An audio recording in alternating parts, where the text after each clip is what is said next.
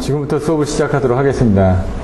예, 조금 전에 쉬는 시간에 이제 저희가 이제 카톡을 통해가지고 여러 가지 그 자료들을 공유를 하기 때문에 전송하고 하는 부분들인데, 저희도 이제 IT에 익숙하지 않다 보니까 이제 앞으로 이제 발성 배제는 하시더라도 통신에 대해서 잘 하셔야지만 됩니다. 이제 그걸 잘하는 게 이제 젊으신 분들이 이렇게 참 잘 만지죠.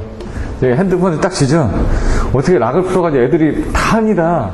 저희는 모르겠는데, 옛날에 아이패드 미니를 샀는데 이거 모르겠는 겁니다. 이거 버튼이 가운데 하나밖에 없거든요. 이게 삼성 것도 보면 지금 그 S5 또 써보니까 왼쪽 오른쪽 이게 또 버튼이 또 틀리더라고요. 사용하는 메뉴들이. 그래서 IT 기기에 일단 여러분들이 좀 많이 익숙해지셔야 되는데, 단 시험 공부하실 때는 그건 좀 제일 하셔야지만 돼요. 저도 옛날에는 다닐 때는 스마트폰 잘 안 쓰고 그럴 때는 그냥 요약본 가지고 다니면서 그냥 접어가지고, 아까 한 장짜리를 접어가지고 그거 보면서 그냥 계속 다녔습니다. 요즘 분은 다 지하철 보면은 다 스마트폰을 검색하고 이러니까 괜히 안 있으면 뭐하고, 또 할 것도 없으니까 날씨도 보고 그냥 가십거리도 보고 이렇게 하다 보니까 시간을 뺏기는데, 그런 것도 좀 줄이시고, 그 다음에 우리가 관련된 지금 정유십 씨 같은 거 맨날 공부하고 올려주셔야지. 이 사람 오늘도 공부해가지고 이런 거 올렸네. 그러면 괜히 또 그것 때문에 또 다른 분들도 더 열심히 하게 되고, 그러면 또 틀리게 올리면 또 옆에서 또 오류 같은 것도 교정해 주시고, 또 지리 같은 거 올려주시면 같이 공유를 하니까 더 빨리 습득을 할 수가 있습니다. 그래서 그렇게 해서 여러분들이 계속 궁금한 것들 올려주시면 다른 분들도 많이 관심을 가지시게 되니까, 그런 이제 저희가 지금 한 16명이 돼 있으니까 그런 부분도 많이 활용을 하시면 될 것 같습니다. 진도가 좀 많이 늦어졌는데요. 빨리빨리 나가면 끝이 없습니다. 그래서 이제 지금 이렇게 나가도 이따가 나중에 뒤로 가면 갈수록 더 빨라집니다. 왜냐면 지금 해왔던 관연도 문제가 뒤에 가면 똑같이 있거든요. 그때는 키워드만 하고 갈 수밖에 없습니다. 시간 관계상으로. 그래서 지금 초반에 좀 시간들이 좀 많이 소요는 되는데, 그렇다고 그냥 무작정 빨리 넘어갈 수는 없어가지고 그런 부분이 있으니까, 이제 제가 보고 난이도를 조정을 해가지고 중요하지 않은 부분들은 좀 빨리빨리 넘어가도록 하겠습니다. 자, 이제 2교시 3번 문제. 공용집지. 사실 이제 이 문제도 중요합니다. 한데 이제 발성배전 쪽에서는 그렇게 좀 빈도수가 적다 보니까, 이제 접지의 개념이 뭐냐? 공용접지가 있고 독립접지가 있다. 독립은 따로따로 해놓는 거고 공용은 묶어놓은 겁니다. 일단 그런 개념으로 넘어가시면 되고, 나머지 내용을 보시면 되는데, 20m 이상 이격했다, 이 얘기죠. 그럼 피레기 접지를 공용접지를 할 거예요? 독립접지를 할 거예요? 피레기 부분은 빼놓습니다. 피레기 쪽에 뭔가 들어오게 되면 전이차가 생겨가지고 다른 쪽에 영향을 미치기 때문에 빼놓는데, 결국은 보면 다 공용접지 개념입니다. 빌딩 안에서 20m 떨어뜨려서 어떻게 꽂습니까? 다 공용접지입니다. 거의 이런 조그만 빌딩에서는 공용접지지만, 이제 엄칙적으로 보시면은 1종 접지, 2종 접지, 3종 접지 다 돼 있지만, 밑에 내려가면 어떻게 됩니까? 다 본딩돼 있습니다. 어차피. 그러니까 접지라는 게 다 본딩이 돼 있는데, 사실 철골 구조체에 다 접지를 하고 있기 때문에, 그게 이제 어떻게 되냐, 순환되지 않게끔 이제 등전이 접지를 해가지고 가져가셔야지만 유리합니다. 그러니까 루프가 형성되면 전이차가 생깁니다. 그래서 뭔가 순환 전류가 흐르게끔 되어 있습니다. 그래서 접지라는 거는 짧고 굵게, 인생도 짧고 굵게 가야 된다, 한 방에 가는 수가 있죠. 그래서 저희는 이제 가늘고 길게 가려고 하는데, 보시면은 접지가 있다. 그럼 이렇게 나가는 겁니다. 여기서 이렇게 올라가고, 여기서 또 올라가고, 이런 식으로. 이렇게 돼야 되는데, 여기서 이렇게 연결했다. 그럼 여기하고 여기 임피던스 차이가 틀리니까 그 임피던스 차이에서 순환 전류가 흐르는 겁니다. 예를 들어 여기가 1000V다. 여기 1010V입니다. 여기 2000V다. 그러면 전이차가 생기니까 이렇게 뭔가 흐른다는 얘기죠. 근데 여기서의 전이차는 작게 되어 있습니다. 그래서 예를 들어 플로덕트 같은 데 보시면 이 밑에다가 이렇게 놓고, 여기다 다 접지를 작아 놓습니다. 여기 다 등전이 접지라는 얘기죠. 여기서 올라가게 되면 여기는 1000V지만 여기는 1010V다. 그러면 여기에서는 10V 차이밖에 안 나는 겁니다. 이 사이는. 그런 식으로 이제 등전이 접지로 가는 식으로 접지를 잘 끊어줘야지만 되는 겁니다. 이제 개념은, 앞으로 추세는. 공용접지라는 건 이런 식으로 해가지고 뭔가 전이 분포가 가까우게 되면 다른 쪽에 영향을 미친다, 이런 개념 정도만 가시면 됩니다. 근데 공용접지를 하게 되면 다 묶어버리니까 접시도 적게 열들죠. 그리고 다 연결이 되니까, 병렬이니까 합성정도 떨어지죠. 이런 식으로 이제 내용들을 보시면 어렵진 않습니다. 개념만 잡고 넘어가시면 될 것 같습니다. 여러분, 넘어가고요. 철골 구조접지에서 다 되고 있다. 근데 요게 이제 지금 이종접지장에 가서 150도 나누기 고압의 일선 지락 전류를 해가지고 이렇게 설명을 하고 있는 부분이고요. 나머지는 그냥 빨리빨리 넘어가겠습니다. 근로자의 저렴 이런 것들도 별로 중요한 부분이 아니어가지고 발성배준 쪽에서는 넘어가도록 하겠습니다. 다 좋은 얘기죠. 근데 이 좋은 얘기를 가지고 설명하기에는 좀 힘이 들어서요. 중요한 건 아까 얘기했듯이 이제 안전 작업을 할 때 이격거리가 어떻게 되고 안전에 따라서 어떤 조치를 해야 되는지. 예를 들어 여기서 이제 나온다 그러면은 굳이 나온다면 차단기 앞에 DS 있는데 그런 것들 절취하는 순서라든가 그러면 안전 작업을 할 때 보호구를 어떻게 착용을 해야 된다든가 요런 내용들은 거의 이제 전기 안전 쪽에 좀 가까운 부분이다 보니까 여러분들이 아셔야 되는 거는 건축 전기나 전기 안전 쪽에서 발성 배전에 관련된 문제가 나왔다. 그거는 보셔야지만 됩니다. 그거는 저희 쪽에 나올 확률이 있습니다. 그래서 항상 보시게 되면 요 관연도 문제에 발성 배전만 보는 게 아니라 관연도 문제, 건축 전기나 전기 안전 쪽도 좀 봐가지고 거기 나왔던 유사성에 있는 문제들은 끄집어내서 한 번씩은 봐주셔야 된다는 얘기죠. 왜냐면 문제 쓸 게 없을 때 여기 이런 거 있네 하고 갖다 쓰실 수가 있으니까. CVP 같은 것도 넘어갔습니다. 이게 경제적으로 하는 부분이니까. IGCC.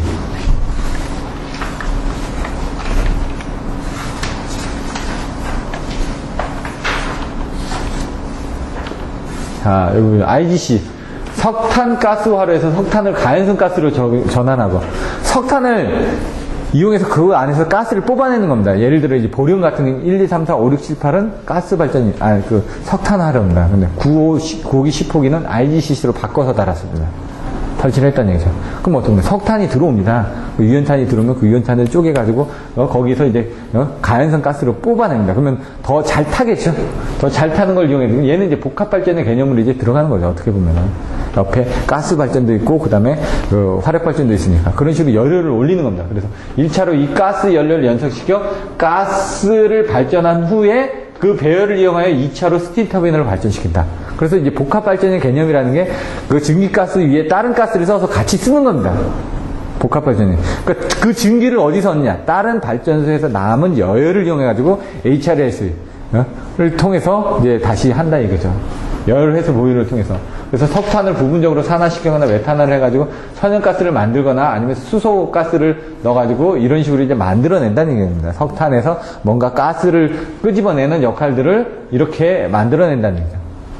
LNG가 있고 LPG가 있습니다. 가스입니다.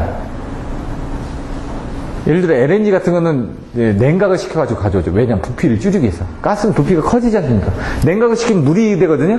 물을 이제 퍼뜨리면은 이제 가스화 시키면 얘가 부피가 커지니까. 그래서 LNG선 같은 거 들어오는 것들을 보시면요. 이제 LNG 캐리어 같은 것도 보시면 이렇게 돼가지고 여기 구역이 정해져 있습니다. 구역이. 거기에 주가 냉각 효과입니다. 배 안에 냉장고를 갖다 집어넣는 거죠. 대신 이제 구역을 줘가지고 다른 쪽하고 영향되지 않게끔 그렇게 하게끔 돼 있습니다. LNG 같은 경우도. 가져오면은 이제 부두가 플로팅으로 돼가지고 멀리 떨어지죠. 그럼 거기서 이렇게 해가지고 끌고 가는 거죠. 예를 들어 인천 같은 데도 보시면은 그게 많이 떨어져 있습니다. 위험하니까. 근데 그게 이제 가까워졌죠. 이제 그 송도 쪽 이렇게 발전하면서 옛날에 저 바깥에 있던 게 우리가 계속 발전해 나가면서 그쪽으로 가깝게 된 겁니다. 그러다 보니까 뭐 위험하다고 얘기했는데 먼저 만들어 놓은 건데 거기서 어쩔 수가 없는 거죠. IGCC는 1500도입니다. 그러니까 가스 발전이 1500도가 나오려면은 이제 불을 붙이니까 그러겠는데 가스 발전에 필요한 게 딱 있습니다. 뭘까요? 예? 공기. 예, 공기. 그러니까 연소의 3요소는 탈 거, 그리고 공기가 있어야 되고, 열원이 있어야 됩니다. 탈 게 가스입니다. 열은 붙이면 되는 거죠. 공기가 있어야 되는 공기가 많이 필요하다는 얘기죠. 가스를 태우기 위해서. 그래서 공기 압축기가 필요합니다. 그냥 공기를 집어넣어서는 안 되니까, 자동차도 보면 터보 있지 않습니까? 속도 빨리 낼 때 터보 앞에서 공기를 빨리 빨아들이는 겁니다. 그래야지 힘이 더 세지니까. 공기 압축기가 들어갑니다. 여기 나중에 보시면은. 그래서 온도가 1500도로 나오는데, 기압은 이제 뭐 2, 30기압. 기압을 높게 만들 수는 없습니다. 온도가 올라가게 되면은. 온도가 올라가게 되면 기압이 떨어집니다. 또 온도가 낮아지면 또 기압이 올라가고, 이런 식으로 약간씩 차이는 있는데, 보통 우리가 쓰는 화력발전소는 650도에 한 뭐, 55 정도의 기압? 60 정도? 그 정도밖에 안 됩니다. 온도가 떨어지죠. 그러니까 처음에 들어가면 850도로 들어갔다 나오게 되면 350도가 됩니다. 650도 정도에 들어갔다 350도로 나오면 다시 제열을 시켜가지고 어떻게 됩니까? 550도 정도로 올려서 다시 터빈 쪽으로 공급을 하는 겁니다. 그때 기압은 한 55, 60 요 정도밖에 안 됩니다. 그 기압을 이제 55, 60짜리를 뭐 30짜리, 20짜리 이런 식으로 낮춰가지고 따로따로 추기를 해가지고 또 쓰는 거죠. 그래서 요거를 해서 부분 연소 및 가스화 반응을 수행한다. 그래서 석탄 가스화로가 있는 겁니다. 그래서 가스화로에서 지금 때웠습니다. 때우고 나오면은 냉각탑을 통해서 집진기를 통해서 나가면서 바깥으로 나가면서 이 증기에 의해서 지금 여열에서 보일러를 들어가는 거죠. 지금 가스화로에서 집진기를 통해서 이런 것들을 뺀 다음에 이 가스 터빈을 돌리고 나서 그 다음에 여열에서 보일러를 통해서 스팀 터빈을 돌리는 이런 식으로 있다. 요 구성이 보통은 우리가 지금 요 뒤쪽에 있었죠. 가스 터빈에 나가는 이 배기 쪽에 있었는데 이 석탄 가스화로는 요 부분이 앞에 있더라. 이런 부분들이 좀 차이가 있는 겁니다. 지금 고종상, 유동상, 분류상, 용융상 해가지고 고종상하고 지금 용융상만 나왔는데 용융상은 좋습니다. 유동상이 바로 아까 가압 유동층 연소 보일러 설명드렸죠. PFBC. CFBC. 그게 바로 이겁니다. 그래서 대용량하고 곤란하다. 이거는 반드시 알고 계셔야 됩니다. PFBC는. IGC는 좋다. 뭐든지 다 좋습니다. 석탄가루. 이제 복합 사이클이 43%인데 IGC가 48에서 50%니까 더 좋은 거죠. 가장 좋은 건 열병합입니다. 28%에다가 뭐 해가지고 뭐 89%, 90% 이렇게 되니까. 근데 그러니까 정기적인 열효율은 한 28%밖에 안 되는데 기계적인 열효율이 이제 한 56% 이렇게 되다 보니까 뭐 8, 90%가 되는 거죠, 사실. 열을 떼니까. 근데 여기는 전기를 쓰고 나면 어떻게 합니까? 열을 쓰는 게 없지 않습니까? 그러니까 다 방출을 하는 거죠. 그래서 그 열을 방출할 때 최대한 쓰려고 어떻게 합니까? 복수기에서 연락차를 크게 해줘야지만 그만큼 속도가 빨라져가지고 효율이 올라가니까 그 역할을 하는 거죠. 뭐 가스를 떼면 어떻게 합니까? 석탄보다는 아무래도 이런 분진이라든가 아니면은 이 속수, 녹수 이런 부분이 더 잘 타니까 줄어들 거란 얘기죠. 연료 사용도 다양하다. 아까 좀 온도가 높으니까 그거 외에 여러 가지 다 뗀다는 얘기. 옛날에 보시면은 시멘트 공장 가면 그랬습니다. 시멘트, 지금은 이제 시멘트 공장 많이 좋았잖아요. 옛날에 시멘트 공장 가면 주변이 막 안 좋았습니다. 왜? 일본에서 폐타이어 갔다 와가지고 막 뗐거든요. 지금 그런 거 없습니다. 다 시청에서 감시합니다. 그 굴뚝에 센서가 있어가지고 그 지역의 시청에서 실시간으로 이런 것들을 감시하게끔 됩니다. 환경적으로 해가지고. 그 연탄 공장 같은 경우는 어쩔 수 없이 분진에 날리지만 그것들조차도 지금은 많이 줄어들었죠. 연탄도 많이 안 되니까 그런 것도 있지만 그 분진 효과 때문에 그 주변에 대한 환경들을 좀 더 강화를 시켰다는 얘기죠. PFBC 딱 보시면 보일러가 있는데 이건 그냥 보일러로 보시면 되는데 보일러 안에 뭘 넣습니다. 타랑장치로 해서 석회석을 넣습니다. 모래하고 석회석을.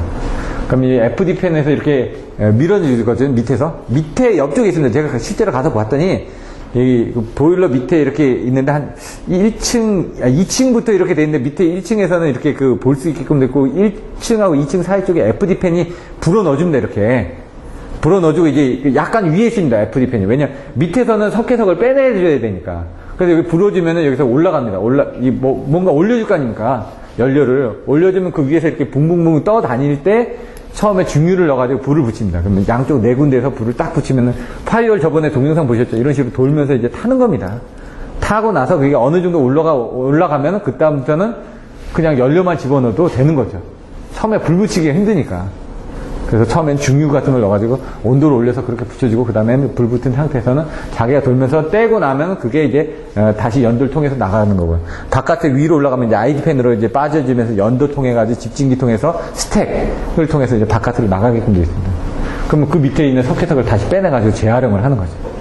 예, 그러니까 중요한 게 석회석 밑에서 공기 분산판을 통해서 공기를 균일하게 분산시켜 불어올리면 공기 속도에 따라서 연료가 떠 있는 상태에서 비산되지 않고 거기 이렇게 모여있는 상태다. 퍼지는 게 아니라 거기 모여있는 상태에서 불을 붙으니까 열효율이 더 좋다는 얘기죠. 왜냐면 뭉쳐있을 때 힘이 좋은데 떨어져 있으면 여기도 가열하고 저기도 가열할 거 아닙니까? 여기 딱 붙어야지. 여러분 할 때 번개탄 뗄 때도 어떻게 합니까? 여기 가운데다 다 두 개 모아놓고 확 떼고 난 다음에 불 붙여야 되는데 여기서 좀 붙인 다음에 이거 갖다 붙이면 잘 붙나요? 얘도 그런 식으로 한다는 얘기입니다. 근데 이게 유동 상태에서, 떠 있는 상태에서 이렇게 어느 정도 이렇게 둥둥둥둥 떠 있는 상태에서 불을 붙여가지고 집중되게끔 그렇게 한다는 얘기입니다. 근데 이제 여기 갔더니 이제 그 연료가 들어오면서 이렇게 채를 탕탕탕탕 해가지고 잘게는 부수더라고요. 그래서 여기 뭐 200mm 밑에, 뭐 100mm 밑에 해가지고 보시면 밀입자로 이렇게 만드는 그런 부분을 하기 위해서 분쇄를 해가지고 거기에다가 같이 혼합해서 들어간다. 그리고 나면 어차피 탈 거는 타고 연도로 나가고 이런 건 안 타지 않습니까? 석회선이나 이런 건 돌가루는 그럼 밑으로 떨어지니까 그건 다시 재활용을 하게끔 그렇게 돼 있습니다. 뭐 요거 나가면서 원심 분리기 하고 뭐 증기 발생기 이런 것들 보시면 되고요. 유동층 연소 보일러는 아까 그거고 절탄기 공기열기 다 똑같고 다양한 부분을 쓸 수가 있다. 저질탄도 쓸 수가 있다. 잘게 갈아서 쓰면 되니까 이런 저열량 연료도 쓸 수가 있다. 얘가 왜냐면 효율이 좋아야 되는데 얘가 어느 정도 위에서 떠서 타기 때문에 효율이 좀 더 좋아지니까 효율이 안 좋은, 그러니까 이제 저희가 가져오는 유연탄이 다 좋은 게 아닙니다. 재질에 따라서 어느 지역에서 왔는지에 따라서 얘네들이 화력발전소 가면 다 이렇게 구역을 적어 놓습니다. 들어온 대로. 그럼 얘는 어떤 성분, 얘는 어떤 성분 해가지고 그거를 이제 쓰는 거거든요. 그래서 저질탄 같은 걸 썼을 때도 효율이 좋기 때문에 이런 부분을 사용을 한다는 얘기입니다. 단점은 나중에 보시면 이제 안에서 뭐 타죠. 이 PFBC 같은 이제 유지보수의 단점이 있습니다. 온도도 높죠? 그 다음 거기 각종 뭘 갖다 떼죠? 그럼 어떻게 됩니까? 나중에 터빈 날개 쪽에 영향을 받습니다, 이게. 그러니까 한 4년마다 한 번씩 이렇게 오버를 해줄 때 좀 많이 교체를 해줘야 되는데 돈이 많이 들어가죠. 근데 효율은 높은 대신에 이제 그런 부분들의 단점이 생기는 겁니다. 환경성은 우수하다. 이렇게 연료비 절감할 수 있다. 딱 돼 있는데 문제점은 원심 분리기 필터를 설치해도 터빈 날개 부식이 심하기 때문에 여기 다시 내렸네. 3, 4년마다 터빈 계통을 교체해줘야 된다. 단점이 이게 스케일 메리트가 작다. 크게 못 만듭니다. 가압하고 이런 것들 때문에. 그리고 탈초 중에 대택도 안 되고, 아까처럼 석회성을 이용해서 하는 탈초 부분밖에 안 되니까. 바깥에서 빼서 하는 그런 부분이 안 되고. 그래서 아까 200메가와트급 이하만 적용을 하고 있다. 제가 갔던 게 210인가 뭐 그때 그랬던 것 같습니다. 제가 기억에. 자료를 보면 되는데. 가압 이중층은 발전율이 이만큼 돼 있고요. 석탄가스와 발전은 이만큼이니까 이것도 꽤 좋은 거죠. 석탄이 아까 높다고 그랬는데 가압 이중층을 쓰고 있었으니까. 근데 얘의 장점은 뭐냐면 모든 부분이 다 좋습니다. 다. 단 돈이 조금 더 많이 들어가죠. 돈이. 면적도 커지고. 왜 복합발전의 개념이니까. 얘는 그거만 쓰면 되니까. 그리고 용량도 크게 할 수 있고 다 좋은데 돈도 다 비싸죠. 건설비도 비싸고 기간도 비싸고 면적도 크고 다 비싼데 다 좋다는 얘기죠. 그러니까 비싼 만큼 다 좋다는 얘기입니다. 전력 품질. 풀리커 나온다는 얘기. 아까 풀리커 하면은 델타 V10 해가지고 깜빡임이라고 그러죠. 10번 이상의 깜빡임이 되면 된다. 순시 전압 강화, 이거 저번주에 한번 설명드렸던 것 같은데 2F2D 돼가지고 여기서 전압 강화가 됐지만 이 옆에 계통에서는 빠른 시간 내에 접속이 됐기 때문에 여기서 전압 강화가 되기 전에 여긴 정전이 됐기 때문에 전압 강화 정도로 머물게 되더라. 2F2D는 두 번은 빠르게 두 번은 늦게 이렇게 움직였다는 얘기고요.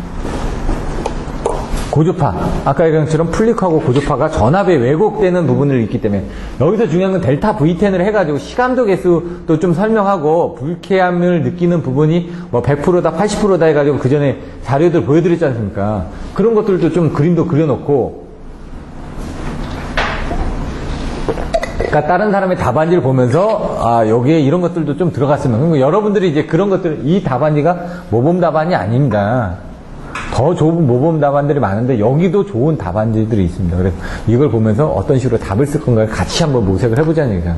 그래서 항상 이걸 보실 때 다른 거에 옛날에는 지금 모 학원에서 이제 55회부터 했던 것들을 봤거든요. 근데 그것도 좀 부족합니다. 몇 개 안 되는데 그것보다는 이게 좀 낫고, 요것보다는 또 다른 학원의 자료가 좀 더 낫거든요. 관련도 자료들이 돌아다니는데. 근데 저희는 이게 이제 저희 출판사, 저희 이제 학원 출판사에서 출판한 거기 때문에 그냥 이걸 갖다가 쓴 겁니다. 고주파도 딱 보실 때 어떻게 접근하냐면 여기는 보통 고주파는 수용가 측에서만 발생합니다. 근데 여기는 공급자 측에서 발생한 부분하고 수용가 측에서 발생한 부분은 두 가지로 나눠놨습니다. 공급자 측에서 발생하는 건 발전 쪽, 송전 쪽, 변전 쪽으로 딱 끊어놨습니다. 이런 것들이 잘 돼 있다는 얘기죠. 이 내용들은. 다른 책에 없던 이런 내용들은 이런 부분은 잘 돼 있었거든요. 그다음 수용가치기라는 건 이것도 이 네 가지를 다 씁니다. 변환기, 그 다음에 전력전자, 스위치, 아크로, 전기로, 이런 부분들. 세네 가지 정도를 수용가치기에 대한 부분을 쓰고 있습니다. 이렇게만 딱 돼 있으면 뭐합니까? 고주파가 왜 왜곡이 되는지 그런 그림이라든가 이게 빠져있지 않습니까? 왜곡이 되는 현상을 지금 보여줘야지만 됩니다, 이 안에. 근데 왜곡이 되는 건 전혀 안 보여져 있고 이런 원인이 있다는 것만 되는 게 아니라 이런 현상에서 기본파에다 3고주파가 합성이 돼가지고 이런 식 합성파형은 이렇게 왜곡이 돼 있다든가 그런 그림들을 좀 더 추가를 해 주셔야죠. SVC,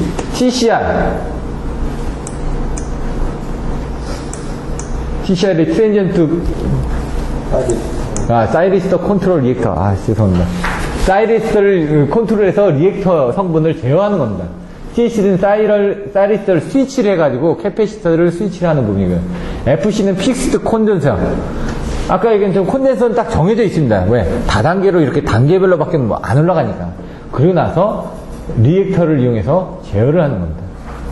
그래서 이거하고 용량은 같습니다. 여기도 보면 얘하고 얘하고 용량은 같습니다. 시험부터 C2까지의 용량들은 다 같게끔 되어 있습니다. 요거는 따로따로죠. TCR만 있거나 TSC만 있거나 리액터만 있거나 콘덴서만 있거나 하고, 이거는 콘덴서 고정되어 있기 때문에 콘덴서는 그냥 쭉 가 있는 겁니다. 그냥 이렇게밖에 없는 겁니다. 그냥 딱 정해져 있는 거죠. 콘덴서는 고정되어 있으니까 콘덴서 하나밖에 없죠. 지금 요만한 용량에서 L을 이용해서 이렇게 올렸다 내렸다 하면서 이게 고정 콘덴서가 여기다 적어놓은 겁니다. 진상을 이렇게 그려놨죠. 원래 진상을 위에다 그리는데 저희가 얘는 밑에다 그려놨지 않습니까? 그러니까 이제 헷갈리는 겁니다. 이걸 위에다 그려놓고 여기서 L 부분을 이제 낮춰야 되는데 여기서 Q 부분을 이 밑으로 그려놨죠. 그래서 거기서 위아래로 올라가는 부분에 따라서 여기서 이렇게 감쇄시켜서 원하는 부분을 넣는다라는 얘기고, 이건 두 개가 딱 따로따로 스텝 바이 스텝이니까 아까처럼 이렇게 올라가든가 이쪽 량을 올라가든가 둘 중에 하나를 다 할 수 있다라고 이렇게 표시가 되어 있는 거죠. SVC는 제가 옛날 한보철강 쪽에 가서 본 거하고, 그 다음에 저기 철도청 가서 본 거하고, 그 다음에 저 동서변전소에 가서 본 거하고 뭐 그런 정도들이 있는데 똑같습니다. 그냥 옛날에 SVC 쪽이 들어가는 부분이 왜 그러냐면 이제 전기로나 아크로 등이 해가지고 순간 전압강이 크게 되니까 그 전압강을 하기 위해서 한데, 제가 봤던 SVC는 막 80MV로 했습니다. 한보철강 갔더니 거기 3, 4호로 수정을 봤거든요. SVC가 막 80MV짜리가 들어가는 겁니다. 딱 들어갔더니 방 안에가 이따만 합니다. 그냥 일반 우리 이제 한 10MV 정도의 변압기의 크기로 사이리스터가 딱 돼 있더라고요. 냉각장치 돼 있고. 그리고 리액터는 진짜 또 큽니다. 리액터는 일반 자동차 한 대 정도의 크기의 리액터들이 있더라고요. 이렇게. 근데 리액터에 가서 딱 보시면 공신용 리액터로 되어 있습니다. 철심이 없습니다. 왜냐면 리액터는 R 성분이 있지 않습니까? 그럼 거기가 이렇게 흐르게 되면 어떻게 돼요? 주변에 또 자개를 발생시키니까. 그러면 거기 철심이 있다는 건 그 철심 쪽에 자개가 유도가 됩니다. 유도가 돼서 어떻게 됩니까? 다른 쪽에 영향을 미칩니다. 그래서 공심이라고 해서 심이 없습니다. 철심이 없이 리액터만 감아놓는 겁니다. 그리고 이거를 공중으로 띄워넣습니다. 다른 데 영향을 미치니까. 밑에는 물론 쇳덩어리가 있습니다. 받쳐주는 부분에. 받쳐주는 부분에 돼 있고 거기에 접지를 이렇게 해놓습니다. 왜? 주변에서 영향을 덜 받기 위해서 이렇게 띄워놓는 부분입니다. 그래서 그때는 왜 이런지 몰랐는데 나중에 공부를 하다 보니까 얘가 이래서 이랬구나. 이걸 띄워놓는 이유가 그것 때문에 그랬구나. 이렇게 이해가 됐고, 나머지는 내용들을 한번 보시면 됩니다. 이 보호제 기능은 잘 이해가 안 되더라고요. 제가 봤을 때. 딱 봤을 때 TCR 전류 제한 기능. 그러니까 과전류를 보호하겠다는 얘기입니다. 그리고 2차 전압이 올라가면 또 위험하니까 전압을 보호하겠다는 얘기예요. 과전류 방지 기능이 있고요. 그 다음에 과전압 보호 기능. 여기 보시면은 전류 전압입니다. 전류 전압. OCR이나 UVR이나 OVR이나 OCGR이나 이런 것처럼 여기도 전류 전압 부분이 있는데, 그게 어디에 쓰여지냐? TCR 쪽에 쓰여지냐, TSC 쪽에 쓰여지냐, 그겁니다. 여기 보면 이 두 개는 TCR 쪽에 두 개가 전류 전압이 쓰여지고, 요거는 TSC 쪽에 전류 전압이 쓰여지고, 이런 식으로 파악이 됩니다. 그리고 밸브 쪽에 아까처럼 밸브가 올라갔다 내려갔다 하면서 그 사이리스터 밸브가 열려되니까 거기에 대한 전압이라든가 아니면은 저전압이라든가 이런 걸 또 보고 있다는 얘기예요. 세 가지를 본 겁니다. TCR이나 TSC나 밸브 쪽으로. 근데 이제 사실 이제 사이리스터가 있고요, 다이오드가 있고 IGBT가 있습니다. 이런 것들이 이제 IGBT 같은 경우는 효과가 좋습니다. 근데 단점은 뭐냐면 전압이 약합니다. 높은 전압을 못 만듭니다. 그래서 얘네들이 만들 때 어떻게 하면 다 직렬로 연결합니다. 이렇게 500V짜리 10개 이런 거 하면 5000V 견디는 겁니다. 내압이. 그런 식으로 이제 만들다 보니까 이제 고압으로는 만드는 건 한계가 있습니다. 그렇기 때문에 이제 이런 쪽에 가게 되면 이제 참 우리들이 얘기하는 고압의 범위하고 또 그 외국에서 얘기하는 고압의 범위는 좀 틀려집니다. 외국에서는 하이 볼테이지, 미디엄 볼테이지, 로 볼테이지로 나가는데 외국에서 얘기하는 미디엄 볼테이지가 1kV부터 52kV까지입니다. 그러니까 22,900 우리는 그 특별고압이라고 얘기죠. 특고압이라고 얘기했는데 그거는 미디엄 볼테이지입니다. 중압입니다. 외국에서는.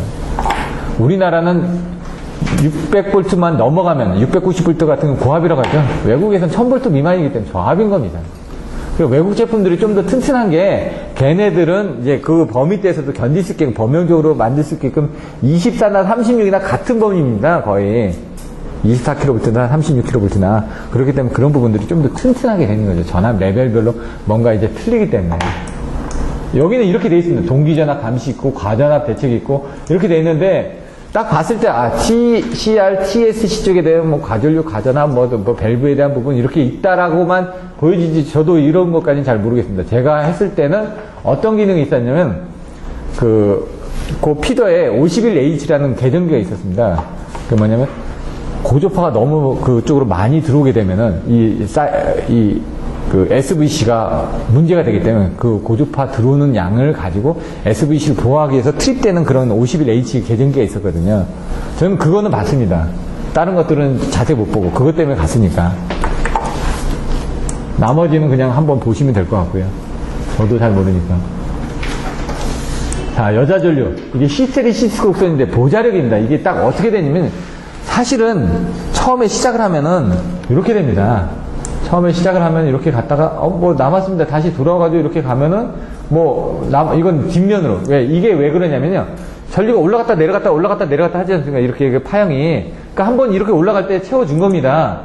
채워주고 난 다음에 또 뒤편으로 갈 때 어떻게 하면 얘가 뒤로 또 가야 될 거 아닙니까? 뒤에 가서 또 채워주고 다시 또 돌아오고 한 다음에 다시 끝나고 나면 이 0으로 돌아와야 되는데 문제는 돌고 나도 여기에 멈춰 있는 거다. 그죠? 여기. 이게 뭐죠? 자석 밀도입니다. 이만큼의 힘이 남아있더라. 끝나고 났는데도. 한 바퀴 돌고 났는데도. 이게 이제 보자력이라고 해서 뭔가 힘이 남아있는 거죠. 그러다 보니까 여기서 이렇게 자석이 남아있는 거죠. 계속. 그래서 이런 히스테리시스 고스에 해가지고 뭔가 힘이 남아있기 때문에 계속 뭔가 채워줘야 되고 뭐 이런 부분들이 있다. 이런 정도로 보시면 됩니다. 그래서 이런 것들이 아까 그 왜곡 현상에 이런 그림들이 들어가 있어야 된다는 얘기죠. 기본파에다가 3조파, 5조파가 합쳐지다 보니까 이렇게 외형파가 외구죠. 형태가 왜곡된 파형이 외형파입니다. 구형파가 어떻게 합니까? 구형파는 이렇게 직각으로 이렇게 나오는 게 구형파입니다. 삼각파 어떻게 합니까? 삼각형으로 되어 있습니다. 톱니파 어떻게 됩니까? 톱니처럼 이렇게 되어 있습니다. 어려운 게 아니라 사인파는 이제 사인 파형을 이루기 때문에 사인 파형이고요. 이런 식으로 이제 그런 것들도 알고 계시면 되죠. 근데 여기서 이제 피크치냐, RMS냐, 시류치냐, 이런 것들이 조금 헷갈리기 시작하는 거죠. 이제 RMS가 뭐고. Y결선시, 이것도 지금 아까 이렇게 들어가 있죠, 전부 다. 근데 3을 곱하니까 나중에 다 360도가 나와가지고 합성이 되더라. 그래서 상고접하는 이렇게 합성이 되더라. 이런 그림들을 아까 그런 데다 갖다 썼으면 저는 좋겠다. 어차피 뒤에 또 나오는데, 그러면서 여러분들이 뭔가 조합을 해서 하나의 그걸 만드는 훈련들을 하는 겁니다. 여기에 이런 부분, 여기 저런 부분이 있으니까. 상고접호 단락전류는 이제 지락전류이기 때문에 사마이제로가 돼가지고 이쪽으로 중성선으로 통해서 다시 돌아오더라. 이 얘기고요. Y결선 시에는 유도장애를 발생하고 하는데 사실은 여기 Y결선일 때는 이걸 해주셔야 된다고 그러죠. 이렇게 두 개 있다고 그러죠. Y결선은 어떻게 된다고요? 요게 1차 측의 Y결선이고 이게 2차 측의 Y결선입니다. Y면 연결이 됩니다. 이렇게. 원래 모든 변압기 결선은 정상 임피던스, 역상 임피던스, 영상 임피던스가 있는데 정상이나 역상은 같이 연결됩니다. 근데 영상은 이게 끊어지거든요. 끊어지고 여기 ZL이 이게 보통 어떻게 되냐면 이걸 ZH, 이걸 ZL로 표시를 합니다. 나중에 보시면. 근데 이거는 이렇게 되는데, 만약, 이렇게 해서, 델타 Y다. 변압기 결선이 얘가 델타고, 얘가 Y였습니다. Y는 어떻게 된다고요? 연결된다고요. 여기 연결되어 있습니다. 델타는 어떻게 된다고요? 요 2차 측, 여기에 이렇게 접지가 되어 있습니다. 그러면 사고 나면 어떻게 됩니까? 이렇게 해서 오는데, 여기가 1차 측이라고요. 여기가 2차 측이라고요. 근데 여기 연결 안 돼 있죠? 못 되고 그냥 여기로만 이렇게 가는 거죠. 그래서 Y결선은 거기다 집어넣는 겁니다. 1차 측으로 못 보내기 위해서.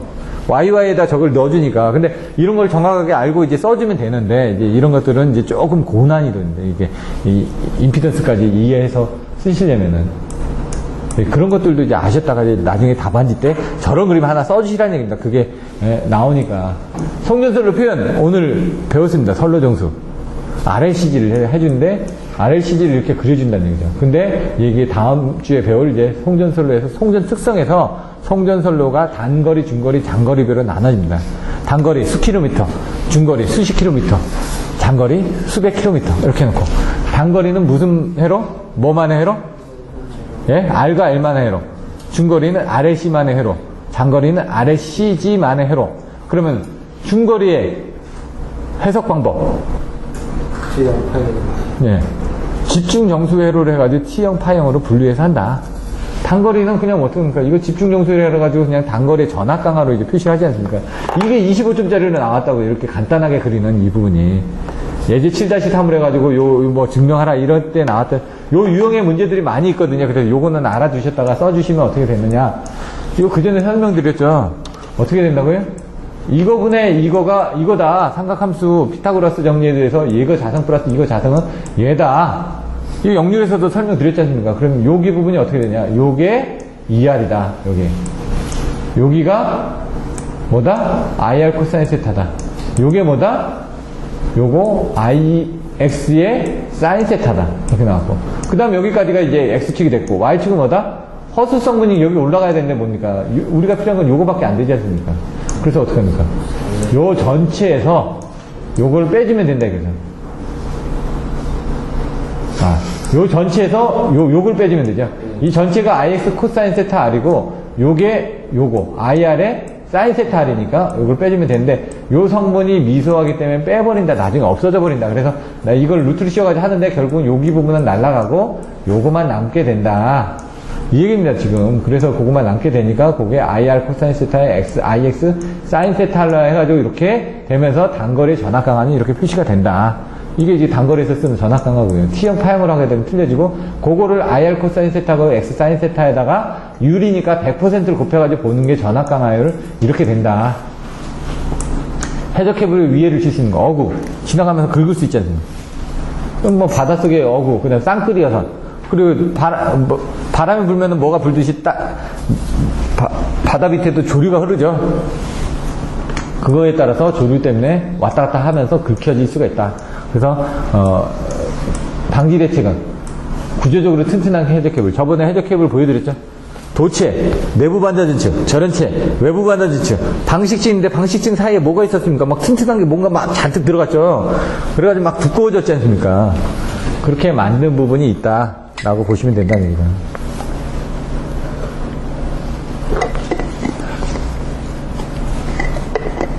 케이블의 정기적인 특성은 별로 차이가 없습니다.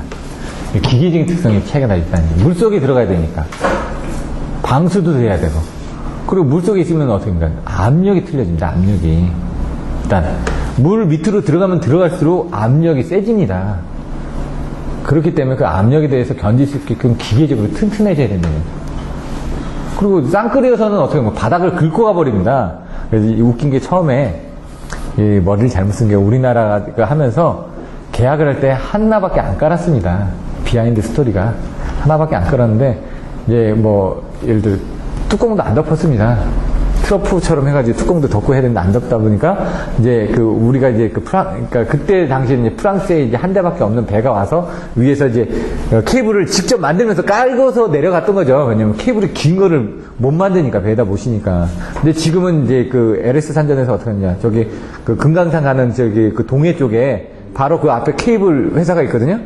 그 항구하고 한 200m?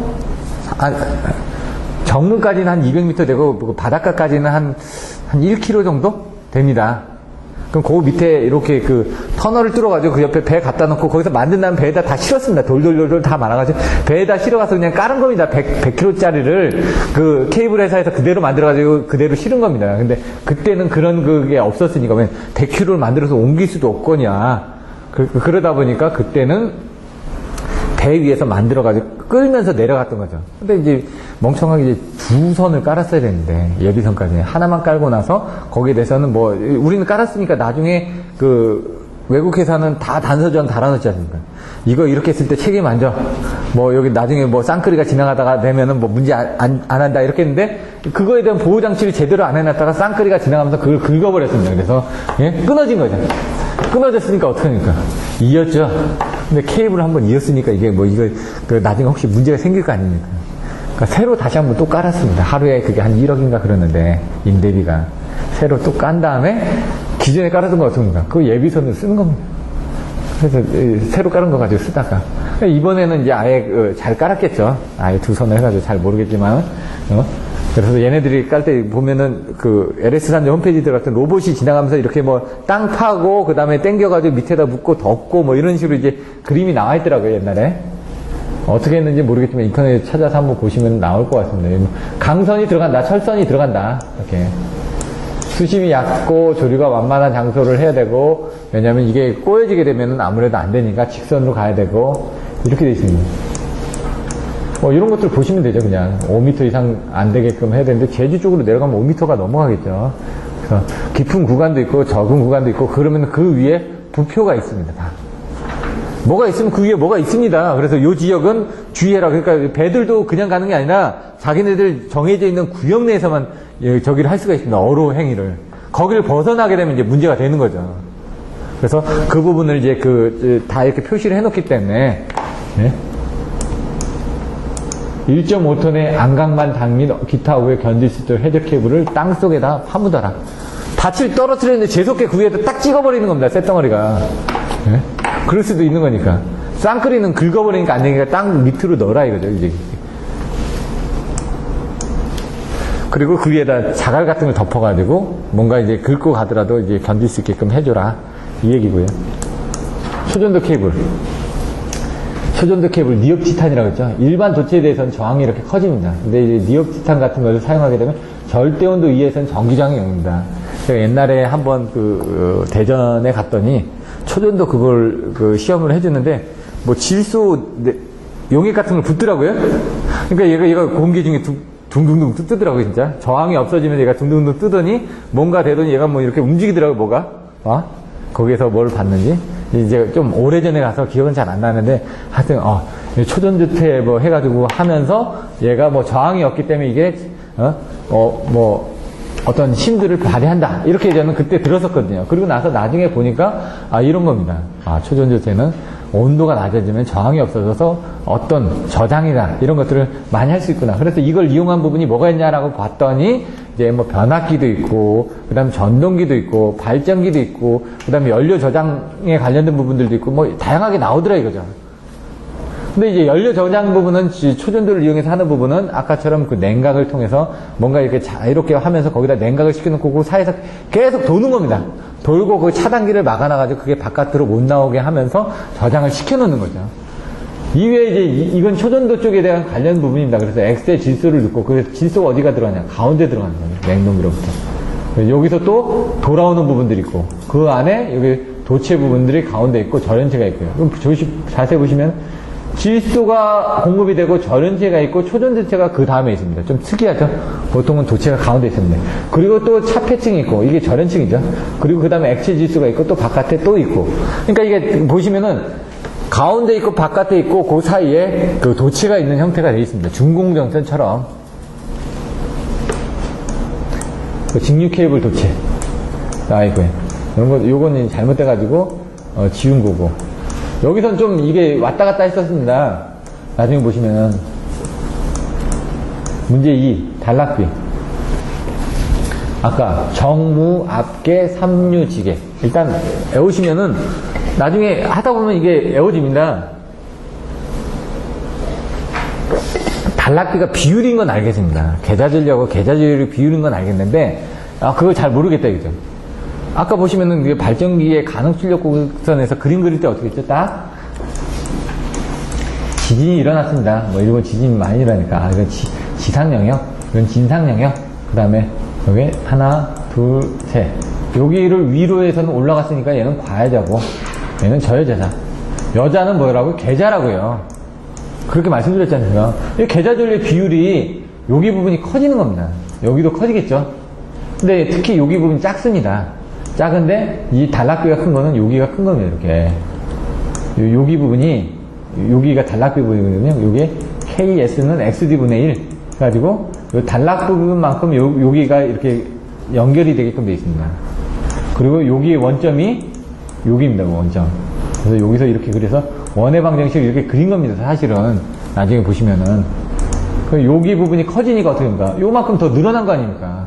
그러니까 더 출력이 더 커지는 거죠. 그래서 수력 발전기는 저게 크니까 얘가 늘어날 수 있는 출력이 커지니까 힘이 센 겁니다. 원래 기계 자체도 크고요. 종축으로 돼 있으니까. 횡축이 아니라 종축을 해가지고 큰, 이 방만 합니다. 수력 발전은. 저기 내려오는 부분이. 화력 발전에서요, 요 책상 두 개 길이를 해서 한 5m 정도밖에 안 됩니다. 작죠? 그러니까 두 사람 정도 이렇게 눕혀놨다라고 생각하시면 됩니다. 그 회전자가 도는 부분이. 물론 크기에 따라서 틀리지만 그런 정도밖에 안 됩니다. 일반 복합발전대 같은 데 가서 보시면. 물론 이제 500메가와트짜리, 50만짜리 이런 데 가면 이제 좀 크지만은 여러분들 보시는 이런 복합발전이나 이런 데는 작기 때문에 민간 발전소 가시면은 사람 2명 누워있는 그런 회전자가 그냥 돌고 있는 겁니다, 그냥. 이런 부분을 가지고 하면서 아까 얘기했잖아요. IF2, IF1, 전격전류, 단락전류, 전격전압, 무브와 포화 곡선, 단락 곡선 이렇게 보시면 되죠. 왜? 단락전류가 여기서 만나니까 단락 곡선이라고 생각하시면 되고 여기는 포화가 되니까 위에까지 올라가서 평형이 되지 않습니까? 이게 더 안 되니까 이거는 무브와 포화 곡선이다 이렇게 이해하시면 되는 거예요. 그래서 여기 뭡니까? 아까 두 개는 두 개다. 요거는 요거는 요거로 해서 맞춰놓고 나서 그게 IS가 X분의 1 IN이니까 IN 없어져서 X분의 1만 나온다고 그랬죠. 그러니까 그게 단락비라고요. 요 비율이. 그렇게 해서 이게 그냥 된다고요. 그럼 어렵지가 않잖아요. 그래서 정막계 3유직에다가 이 그림만 딱 생각나면 그 다음 단락비는 얼마가 되고 단락비가 구조 성능에 미친 영향은 뭐라고요? 구안, 가전, 반모, 충효로 외워주시면 된다고요. 구안, 가전, 반모, 충효로 외워주시고 단락비가 큰 경우는 무조건 다 좋다. 단락비가 작은 경우는 무조건 다 나쁘다. 이렇게 외워져서 보시면 됩니다. 철기계고 동기계고 이건 좋다. 가격도 비싸겠죠. 좋은 거. 과반에는 크죠. 전압변 능력이 작습니다. 전압변 능력이 큰다는 건 막 왔다 갔다 한다는 얘기가 작아야지 좋은 거니까. 전기자 반작용 작아야 되겠죠. 좋은 거니까. 여기 크죠? 여기 그림 보십시오. 이게 크지 않습니까? 충전 안 돼야 되겠죠? 자기 여자를 일으킬 조건. 근데 충전 용량은 커야 되겠죠? 충전 용량이 크니까 자기 여자 현상을 안 일으키게 거죠. 효율을 줘야 되겠죠? 이거 볼 필요도 없습니다. 구안, 가전, 반모, 충전만 외우면은 다 좋다라고 해서 쓰다 보면 그냥 다 써진다고요. 단락비, 이거 설명할 때 뭐라고? 정무학계 3유제하고 딱 그림 생각하고, 그 다음에 구안, 가전, 반모, 충전하면 끝난다고요.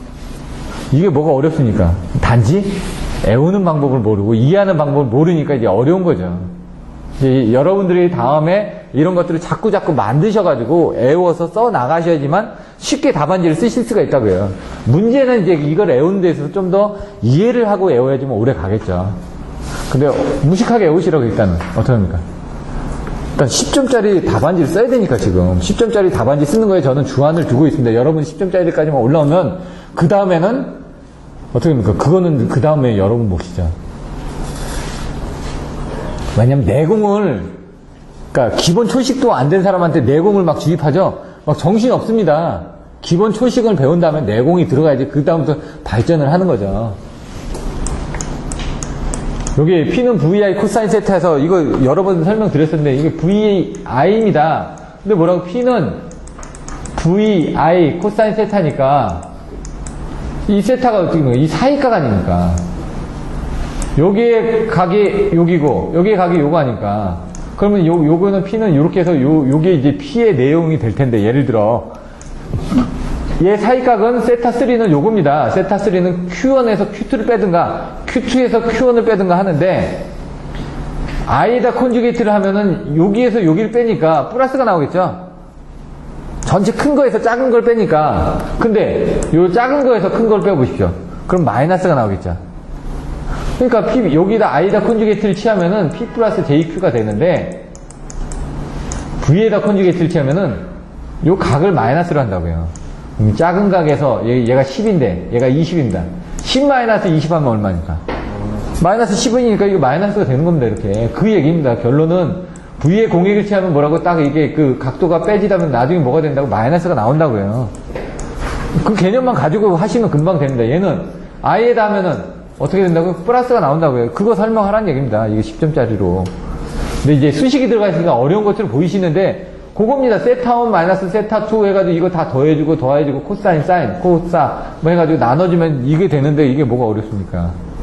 개념만 그렇게 잡으시라는 얘기죠.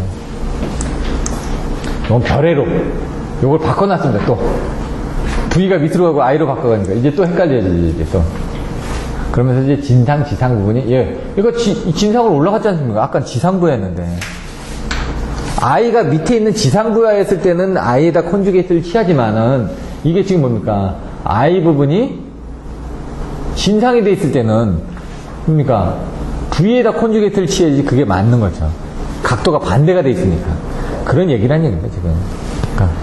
근데 이런 부분이 나오는 게 아니라 저 윗부분만 가지고 설명을 드리시면 됩니다. 전절연, 단절연, 균등절연, 저감절연. 어떻게 온다고요? 디귿은 기억은 제가 얘기한 적 없습니다. 디귿은 예? 디귿. 예. 디귿은 뭐죠? 균등절연, 단절연. 예, 균등절연, 단절연. 지읒은 저감절연, 전절연, 저감절연. 먼저 이제 전절연하고 저감절연을 비교하시라고요. 전절연하고 저감절연의 차이는? 유효접지. 그래, 유효접진이 아니냐. 전절연은 전체적으로 절연했으니까 비유효접지에 쓴 겁니다. 저감절은 유효접지에 쓴 겁니다. 그 다음 디귿이라고 했죠. 균등절연, 단절연. 균등은 균등하게 되는 거, 단절은 1단 저감, 2단 저감 이렇게 돼 있다는 얘기죠.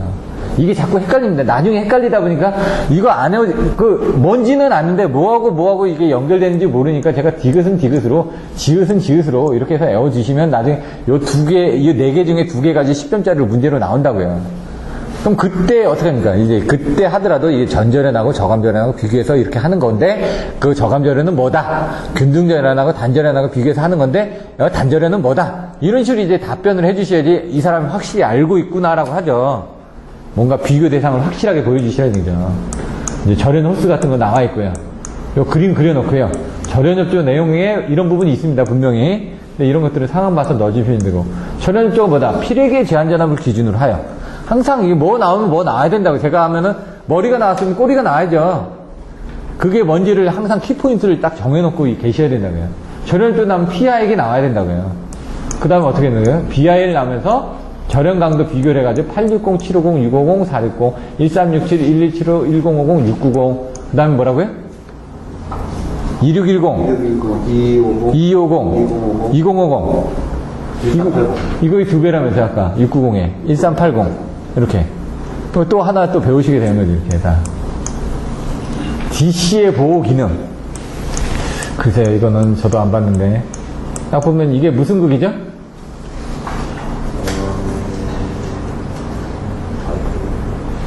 극이 2개가 있으니까 쌍극이죠. 단극이냐 쌍극이냐를 먼저 보는 거고 그 극이 어떻게 되십니까? 여기 마이너스하고 플러스 되어 있으니까 어떻게 되십니까? 극이 안 만나죠? 그럼 쌍극이 바이폴라 방식에 여기 중성선이 도치해로 되어 있나요? 아니죠. 대지, 예? 대지로 절연되어 있죠. 이런 식으로 해야지 이걸 보고 나서 쌍극, 무슨 선, 뭐, 접지 방식, 뭐 이런 식으로 나가면 된다는 얘기죠. 그래서 뭐라고 되어 있습니까? 그래서. 나머지 한국으로 운전 가능하게끔. 여기 끊겨지면 어떻게 됩니까? 얘가 이쪽으로 이렇게 도는 거죠. 근데 이게 홈플러가 되면은, I가 돌고 이 가운데로 2I가 돌아가니까 그게 이제 문제가 된다. 이렇게 내용들이 나와있죠. 여기 보시면은 직류 설비의 보호 기능은 개통 운영 및 제어 방식이 있고, 저도 이거 보니까 잘 모르겠습니다. 개통 안전 및 신뢰도상에서 보호를 해줘야 되는 거고, 그 다음에 교류무선에 대한 제어 및 하례 사고에서 보면 사이리스터 소자를 써가지고 뭐 보수를 해줘야 되고, 수신 및 지연 조건에 해야 되고, 운전에 따른 환경 영향을 해야 되고, 이걸 딱 보면서 아 이걸 어떻게 설명할까?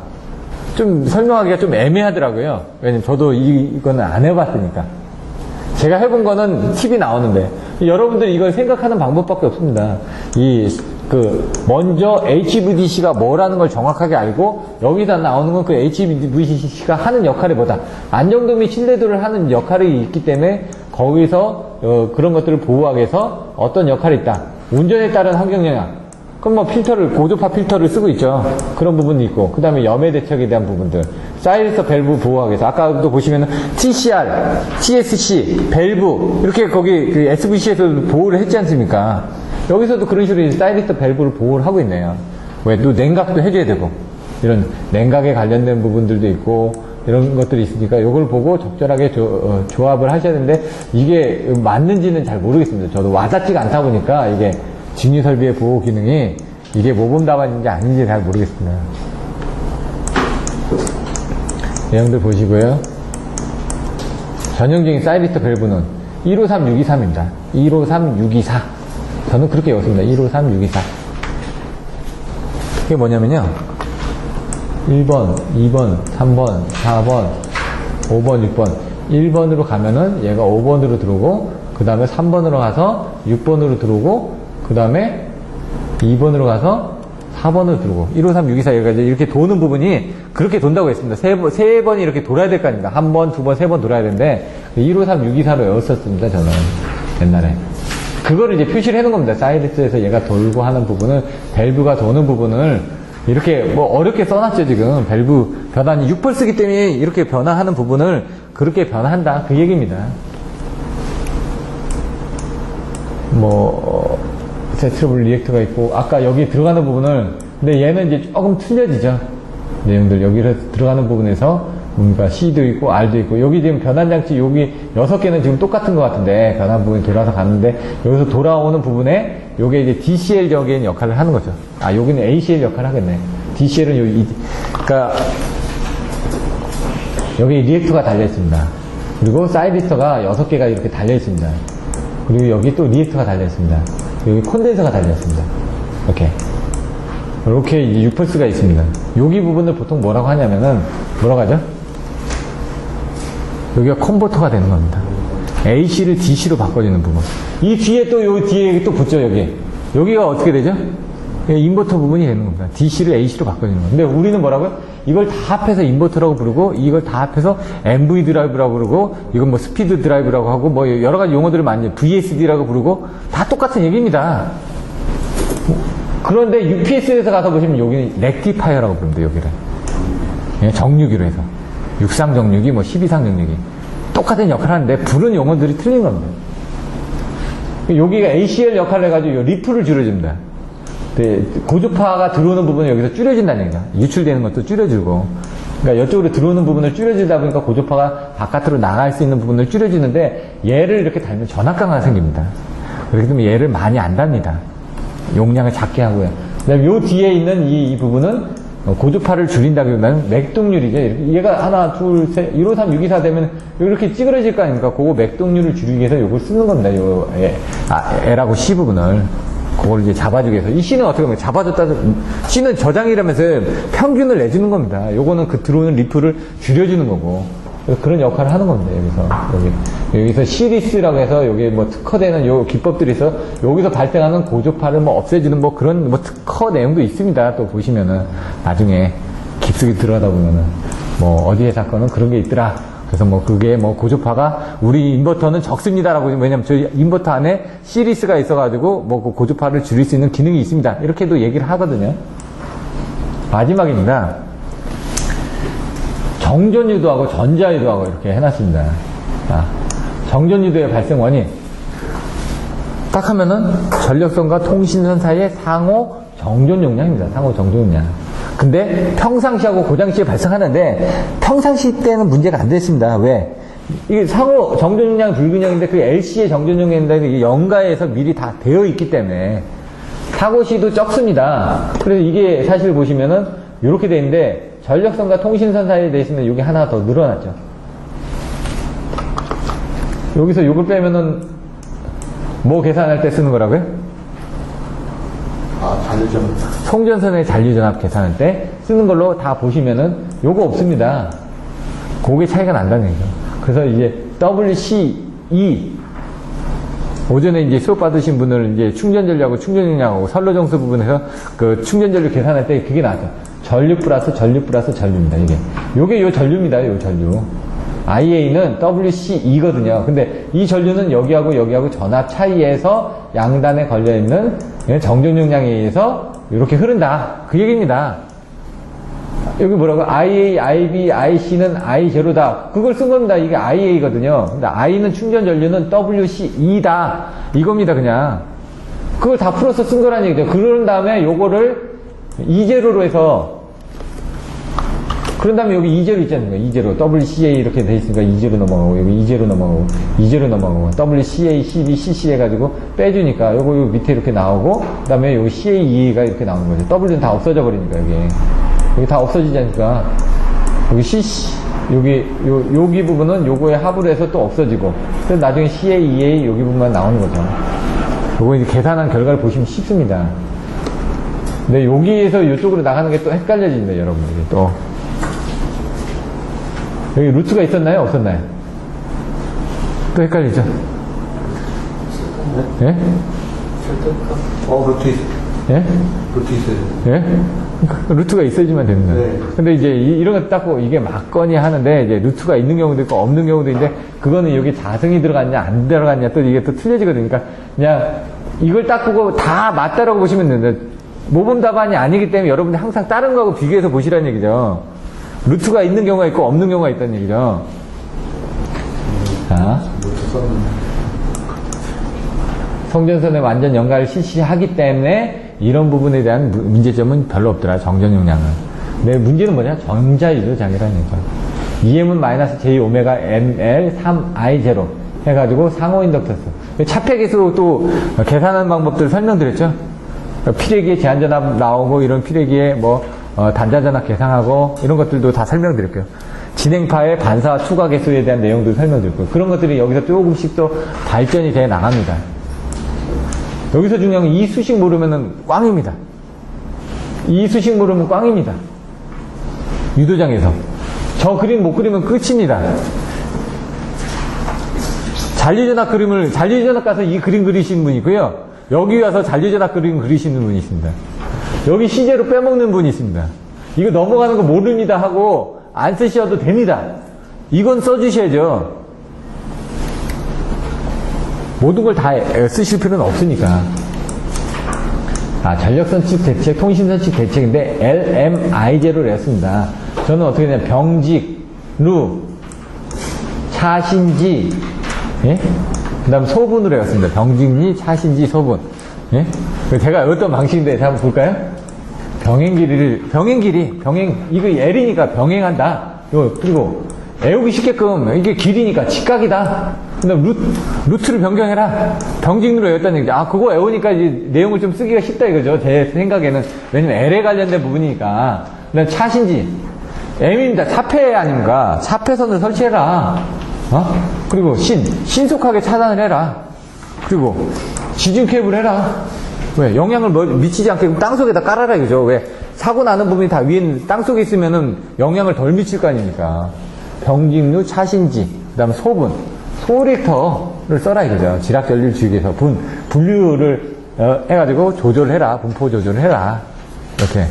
요거는 이렇게 외웠는데 통신 쪽 가서 하려니까 이제 말을 만들자. 이제 절연변압기, 차폐선, 차유, 차억, 폐역, 선륜. 자, 이제 만들어 보십시오. 차유. 아까 차유중, 차억중, 차선중. 이렇게 이제 만들어 가시면, 차폐선은 똑같이 나옵니다. 처음에. 차폐선은 어렵지 않은데. 두 번째, 세 번째는 한번 만들어 보시고. 그 다음에 AL. 지금 저는 그때 LA로 했거든요. LA로. 요거 LA 있으니까 라이팅 어레스트고, 요건 ARS고, 이렇게 외웠습니다. AL로 외우기 힘드니까 이거 반대로 LA로 해가지고 L은 라이팅이고 A는 ARS고 이렇게 외워버렸습니다. 요게 좀 헷갈리고 여기는 이제 절연변압기니까 처음에는. 길이를 줄일 수 있는 방법은 끊어줘야 되니까 절연변압기 쓴 겁니다. 그래서 이거는 따로 안 외워도 절연변압기인데 여기서 차폐까지는 되는데 유도 억압 선륜하고 중화 트랜스 요거는 잘 안 외워지더라고요. 그거는 여러분 몫이고, 요거 이제 차폐선에 설치했을 때 요거 감쇄되는 부분은 뒤에 가서 나중에 또 설명드릴 겁니다. 나중에. 그때 이 차폐 부분만 물어보는 문제가 있습니다. 그때 좀 더 자세하게 설명드릴 겁니다. 근데 여기서는 딱 아셔야 되는 게 있죠. 이게, 요 수식에서 이제 아셔야 되는 부분인데, 나중에 보시면 이제 ZS가 있고, Z1 있고, Z2가 있습니다. 이게 Z1이고요. 이게 Z2입니다. 그럼 가운데 하는 게 ZS입니다. 그럼 Z1하고 여기까지가 Z1S고, 여기까지가 Z2S입니다. 그리고 여기하고 여기는 Z12입니다. 그리고 요거 자체는 ZS입니다. 그래서 그때 어떻게 했냐면 이거 이런 식으로 이제 애우라고 했었거든요. 그럼 어떻게 됩니까? ZS하고 Z2는 ZS하고 Z12는 요쪽이니까 이렇게 되고 얘는 요거하고 요거니까 요 위에 올라가는 거고 이런 식으로 이제 요거하고 요걸 따로 애운 겁니다. 얘 자체에 대한 부분 요거 자체에 대한 부분들이고 얘는 얘하고 관계된 부분이니까 얘 이런 식으로 이제 애우라고 했던 게 요거 이렇게 애우라고 제가 얘기를 했던 겁니다. 그냥 그러면 요거 그냥 요것도 나중에 애워집니다. 그냥 그림만 딱 생각하시면은 1S하고 2S 같이 붙어 있고 ZS하고 Z1도 같이 붙어 있다. 그럼 어떻게 됩니까? 이게 Z1S하고 Z2S가 요거를 제가 애우라고 했잖아요. 요거 이렇게 애우라고 했으니까 먼저 이거 쓰고 그 다음에 요거 쓰고 이렇게 제가 요거 이렇게 했거든요.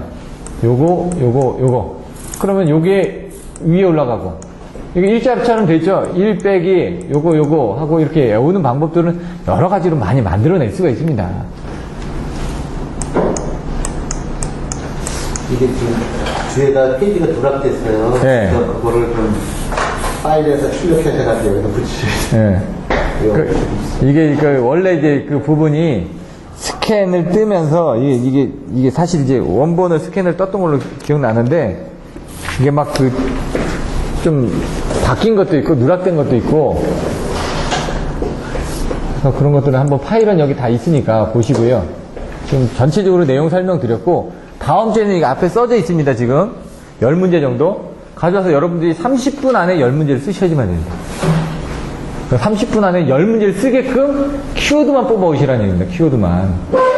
다른 게 필요한 게 아니라 키워드를 뽑으시라고요. 그게 여러분들한테 가장 도움이 되는 거니까. 그 한 장에서만 이렇게 쓰던 거는 한 장에서 저걸 10개 바꾸고. 아니요, 그러지 말고요. 한 페이지에 복도된 장단점 그냥 키워드 쓰고 두 페이지로 넘어가서 두 번째 페이지에 수차 비서 또 쓰고 왜? 그 페이지의 키워드를 자꾸 채워 나가시면서 자꾸 보완을 하셔야 되니까 한 페이지는 한 문제만 쓰십시오. 무조건. 종이 아깝다고 생각하시지 말고 30분 안에 한 페이지 쓰더니 안 저렇게 30분 안에 한 문제당 3분씩 써야지만 됩니다. 한 문제당. 그러면은 한 페이지에 몇 분을 쓰려야 돼요? 한 페이지 3분이요. 그러니까 키워드만 쓰시라고요. 키워드만. 복도체 장단점, 실리성고, 정지소. 이거 3분이나 걸리나요? 아니 근데 3분 안에 이거 한 페이지가 어떻게 써요? 다 쓰라는 게 아니라 키워드만. 키워드만 써놓고 위에다 키워드만 쓰고 넘어가고 그 다음 자기가 채울 수 있는 부분을 채워 나가시면 되죠. 그래요? 그러시면 네? 아니면 미리 채워가지고 오시든가요. 그리고 나서 거기서 복습을 하시든가. 그래요? 그럼 다음 주에 뵙겠습니다. 수고하셨습니다.